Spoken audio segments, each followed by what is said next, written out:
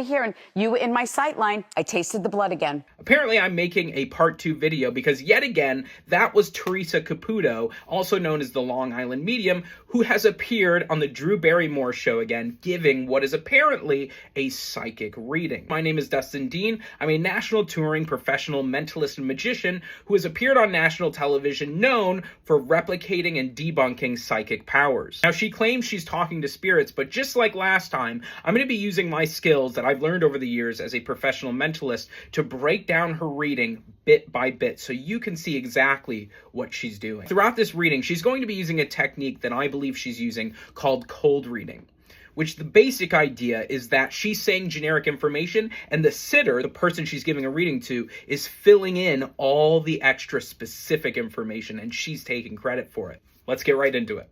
You were in my sight line. I tasted the blood again. But I do feel young, connected to the soul. I have a cousin who passed tragically.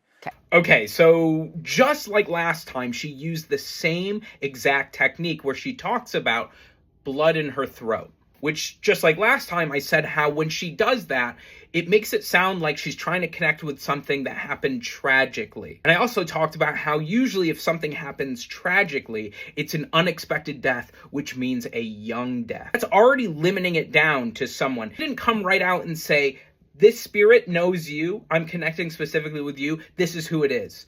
No. Which if she was really talking to that specific spirit, why would she need to say, oh, I feel it's young, and have the sitter provide the information? Which you can see right away, he says, oh yeah, I had a cousin. I felt him on Monday, and I never feel him. And then I'm here today. Yeah.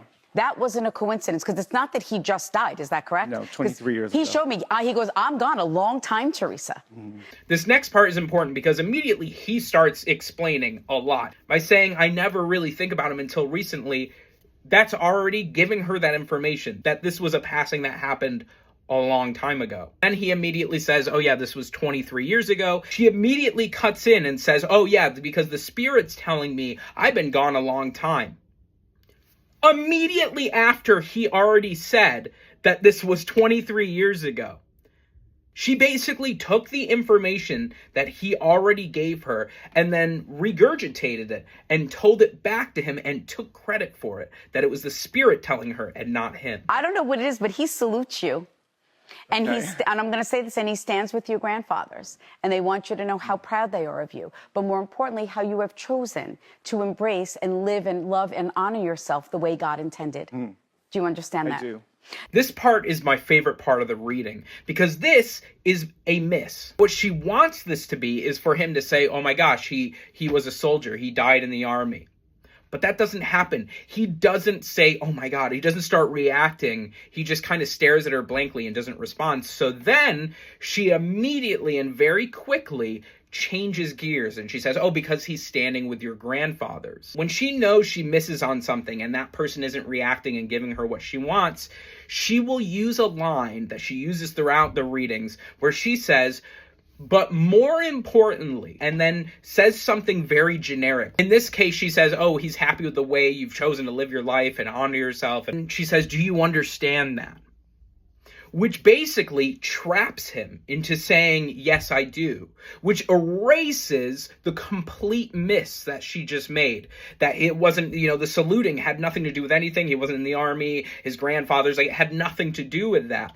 But instead of getting a no from him or a negative response, she ends on a very uplifting, happy, positive, generic response and says, do you understand that? Because yes, of course he understands what she just said at the end. I did say watch to you earlier. If you cannot specifically connect with a watch, then it's my symbol for time. It means that you can connect with where you see the time. The numbers are always the same. It could be a year, a birthday, the time someone passed. That makes sense. Know that that is them. Today's his birthday. To validate for you. Did you just get a chill? Yeah. I just watched his soul move right through you. Another really great example of her using something very general and talking about a watch that doesn't hit for him, but then she changes gears and says, oh, well, this could be anything. It's a time, a number, a date, literally anything that has to do with numbers, it could be connecting. So then he goes, Oh, yeah, that makes sense. It's his birthday today. And she gasps, and everyone gasps. She gasps first, and then everyone gasps. And she takes credit for that, as if that was something she picked up on, that he didn't just give her that info. He said it. He said it was the birthday, not her. If she was talking to the spirit, she would have known that. There's also a mother energy that stepped forward. I just watched her come around and kiss you. Do you understand that? I do. Do you smell her or smell things that remind you of her? Of my grandmother, roses. She doesn't say, oh, this is the cousin's mother, this is your mother. None of that. She just says a mother energy. He says my grandmother and roses. He says this information. She didn't get anything specific about that. She didn't even say his grandmother that she was getting. So know that she is with you and does not want you to feel bad about not saying goodbye to her. Then she gets into something else that's a very common thing, which is not being able to say goodbye to your grandparent, because usually we're very young when our grandparents pass away. Usually your mom or your dad are with your grandmother when they pass, and so you feel like you didn't get a chance to really be with them and say goodbye in that moment. That applies to most people that lose their grandparents. Now remember, it's important to know that now suddenly she's saying this specific thing she's hearing from his grandmother, but she's not even the one who said it was his grandmother. She said it was a mother energy. Nothing to do about a grandmother until he said it. Now all of a sudden, oh yeah, I'm hearing specific messages from your grandmother. She didn't tell me she was your grandmother at first, but now that you've said it. Did you get married after she passed? Yeah. Because she goes, I was at the wedding. Did you lay a rose for her? Always roses. For her. Because she just showed me an empty chair with one rose on it. That's why I asked you that. So validating that the souls are all together. Now he's wearing a wedding ring during this reading, but even then she didn't make a statement. She didn't say, oh, the spirit's telling me you got married after she passed away. No, because psychics never do that. She asked a question. She said, did you get married? If he would have said no, she would have said something else. She would have said, oh, well, because she's telling me, why aren't you married yet? Who's the one? Why aren't you getting married? What's taking so long? She would have made a funny joke like that, and then he would have laughed and said, oh, that's so her. But because he says, yes, I did get married, she tries to make the connection, well, he leaves roses for her all the time. I bet he would have left a rose for her at the wedding. Now she starts to say this, that she sees an empty chair with a rose.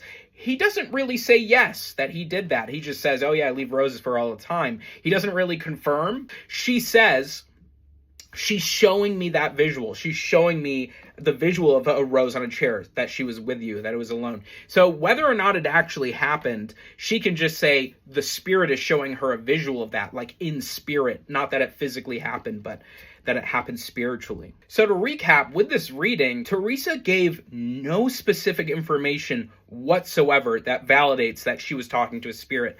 Every bit of information that she gave that was confirmed by the sitter was information that was already given to her in that reading. Maybe I'm wrong. Maybe she is talking to a spirit. Luckily, I offer a $10,000 reward to any psychic medium that can complete my psychic challenge that I've been offering for almost 4 years. I would love to test Teresa under scientific conditions. In fact, Drew Barrymore, I would love to join you on the show as Teresa's giving a reading. Anyways, thanks for watching. Hope you got something out of it.